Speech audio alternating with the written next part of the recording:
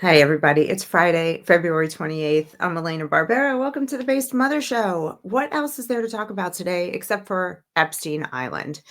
This isn't going to be the normal conversation, though. This isn't going to be what anybody else that I've seen is talking about because there's a problem with Epstein Island that affects 50 million American children every single day.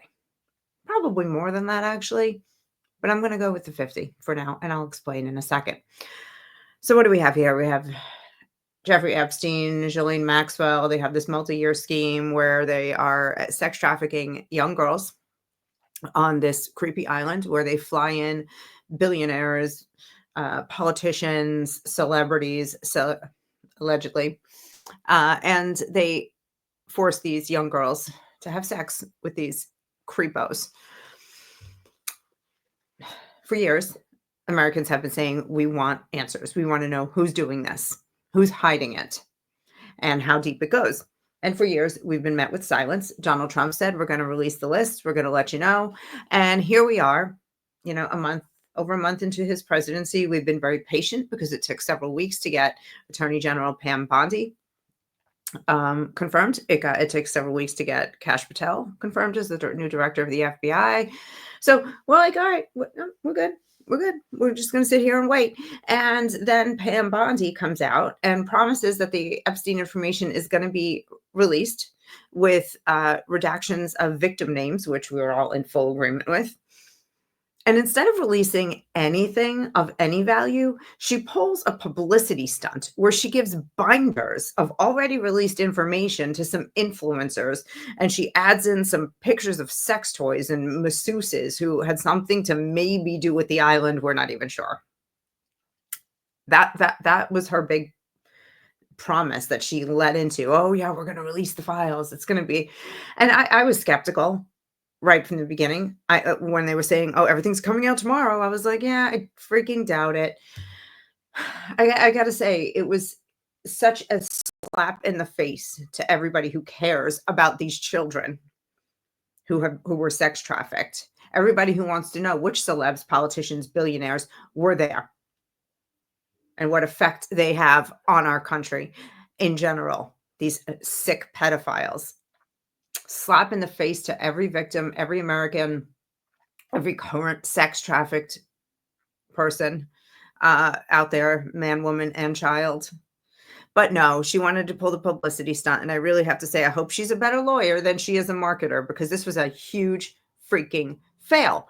Why hand out binders of lame information to influencers? Like she gave one of the binders to Scott Pressler. Scott Pressler is fan freaking tastic. He is currently running around New Jersey trying to flip the state red, get people registered to vote, and to vote out their psycho governor, Murphy, there. Now, you'll remember that for the 2024 presidential election, he moved to Pennsylvania and ran around and got thousands and thousands of people registered to vote and getting them on board for voting for Trump. I mean, he is credited with winning Pennsylvania for Trump. So this guy's doing extremely important work. Why does he need to be distracted with this? Why does he now have to have this jump dropped in his lap when his entire focus is registering Republicans to vote? You know, the high percentage of gun owners who aren't registered to vote, who would vote red if they would. That's his work, to keep winning for the Republicans. And you dump this sex trafficking thing in his lap, so he has to go sift through it and maybe find something that the public didn't already know. Terrible. They gave it to Chad Prather, who's a comedian turned politician in Texas. And, I like him. Another one. I follow him too. I enjoy his posts. I enjoy his takes. But why is he there? Like, it didn't even make sense. Like, not only was the whole idea stupid, the way they executed it was stupid. A very just off-putting. And it just completely clouds my judgment of Pam Bondi now, and or my judgment of her judgment, because I no longer trust her judgment after what she did with these Epstein files. And if you don't have them yet, say so. And that what she ended up doing. All we really want to see is people in handcuffs and the truth. Anyway, let me get to the part that I really wanted to get to, the real reason. streaming it all today. This is because what we see on Epstein Island, how these kids got to where they were being abused by skeevy old men on this island and skeevy women like Ghislaine Maxwell. How they got there is through a technique called grooming. Now, I haven't seen Ghislaine work her magic, but basically, if I had to guess, I would bet my life that it looked something like she spotted a pretty girl. If there was any indication that this child had any trouble with her family or any trouble at all in life, seemed a little bit mentally weak, mentally, spiritually, emotionally weak. Somebody like her, she's a predator. She can spot that a mile away. Get in there. Start talking to the girl. Tell her how pretty she is. Strike up a friendship. Take her to a nice restaurant. Buy her a new dress. Make her laugh. Make her feel important. Make her feel like you are her new best friend. That's grooming. That's what predators do. They build trust. And when somebody is socially, spiritually, emotionally not right in the head, mentally not right, it's very easy to do. Very, very easy to come in and swoop in and mess with their minds. So once they do that, they build trust. Then it's come to this private island with me, and they start either immediately just having the kid raped until she's all the way emotionally broken, or it starts slow, a little bit of sexual grooming at a time. Oh, just go serve tea to all these men, and then he needs a massage, or, we need you to do it. Then it slowly gets pushed into where now you are a sex slave. It's grooming. Starts with non-contact abuse, leads to a little more sexual non-contact abuse, and then it leads to full-blown contact sexual abuse. So you might say, oh, okay, great. Now what's your point? So my point is what Ghislaine Maxwell did to those girls, building trust, starting talking about sex, and then pushing them into sex, is exactly what we are doing to the 50 million children in American public schools every single day. So in school, we've got trust. So the trust building is already built in. Mommy and daddy dropped me off with this teacher, this principal, these administrators at the school. There's a trust there. Obviously, mommy and daddy trust them. I can trust them now. So the kids have trust. I trust the librarian. I trust my teacher. I trust my para. So guard is down. Now you start talking to these kids about sex constantly. They're starting in pre-K in American schools. Don't believe me, we'll get there. Pre-K, talking about your genitals, how you feel about your genitals. If you may be born in the wrong body, they're telling little kids about sexual attraction and same-sex and multi-sex and pansexual relationships and whatever other types of all the types of sexualities. Asking kids how they feel. Who do you think you're attracted to? This is happening in books and in conversations and in classrooms and in libraries across America. Don't think this is a blue state thing, because you'd be naive. And the reason I say that, there are efforts by teachers' unions to promote this. Both of the major teachers' unions are all in on teaching gender ideology and sexuality to pre-K and up. The Human Rights Campaign, you can go to their website. They have something called the Welcoming Schools Initiative.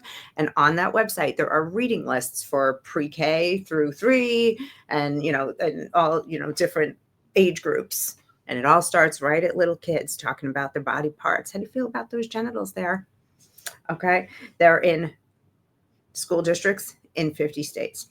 Then you have the American Library Association, who is very open about their desire to put pornography in kids' hands, because they say it's inclusive, and they say that it's a First Amendment violation if you don't allow children to see pornography in schools and libraries, which is a blatant lie, because obscenity is not a protected part of free speech, first of all. Second of all, obscenity is to be determined on a community level by the adults and for the adults in the community, and children are to be left out of it. Third, the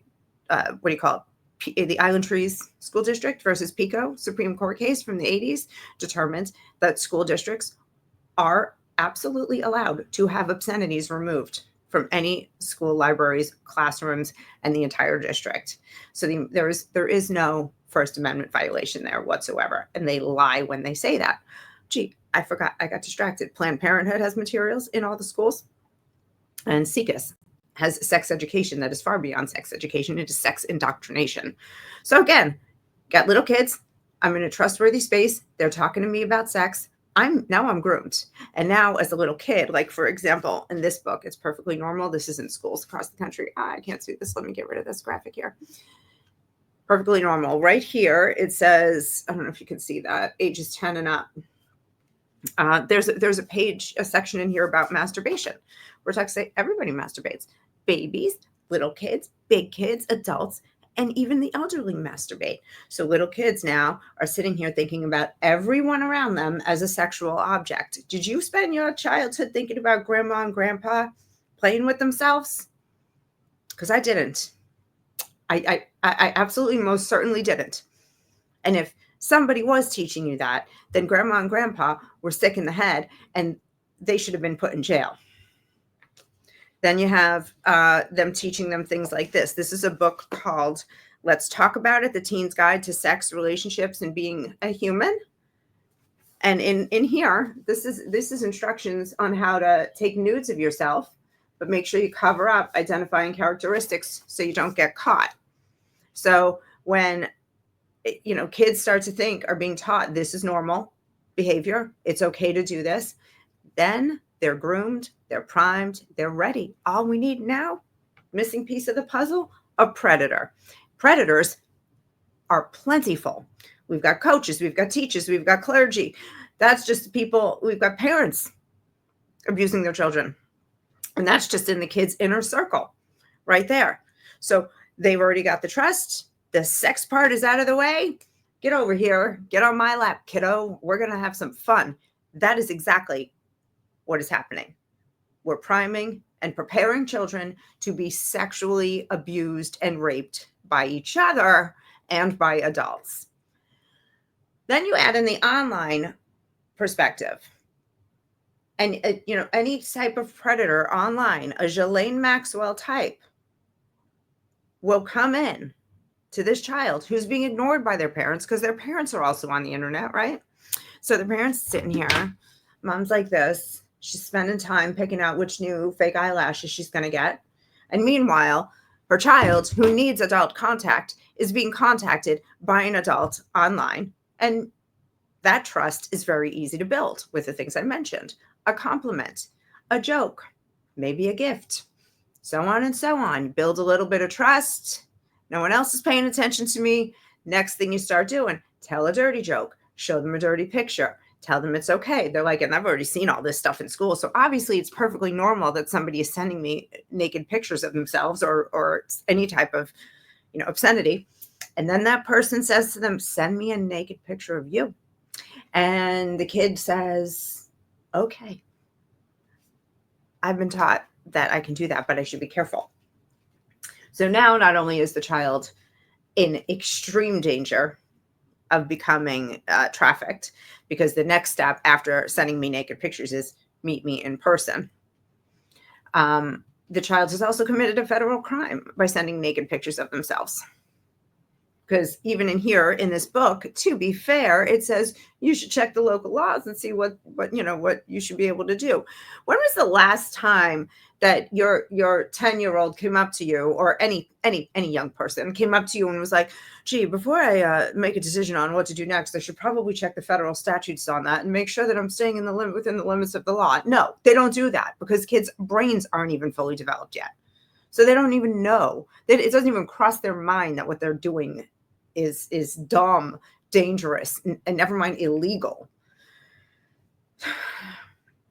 So Ghislaine Maxwell grooming children to ultimately be raped on Epstein Island is no different than teachers, administrators, librarians, our government grooming 50 million children to be sexually abused. And that's the outrage that we need to hear. That's what people need to wake up to. We all, this Epstein thing, these victims, It's absolutely atrocious what happened to them, and they do deserve justice. We deserve answers as Americans. But it is small potatoes compared to 50 million American school children being groomed all day, every day. And by the way, you're paying for it with your tax dollars. So anyway, that's all I have for today. I'll leave you on that low note. I don't know. Help me get the word out about this. Help me help people understand how much danger our children are in. They are all in danger of being Epsteined. And, everybody, there aren't, I don't know how many billionaire or, multimillionaire groomers and pedophiles there are, like the Maxwell Epstein team. But you don't have to be, you don't have to be a millionaire to traffic children. People are selling children for sex for $10. It's happening. Children are being sex trafficked here in America. They go to school. They play on their Little League team. They sleep in their own beds at night, and their families are trafficking them in the neighborhood. It is actually far more common than anyone could ever imagine. It is not an epidemic of children being snatched into vans and stolen away, although that is also happening. We live in a sick world. We live in a sick, sick world, and I am going to do everything I can to stop this war on our children. And I ask you to please help me spread the word. Start waking people up to the truth. They don't want to hear it. I don't care. Tough. Whatever you got to hear that you don't like is nothing compared to what these children are going through. Anyway, I hope you all have a great weekend. I got to go. And God bless you, and God bless America.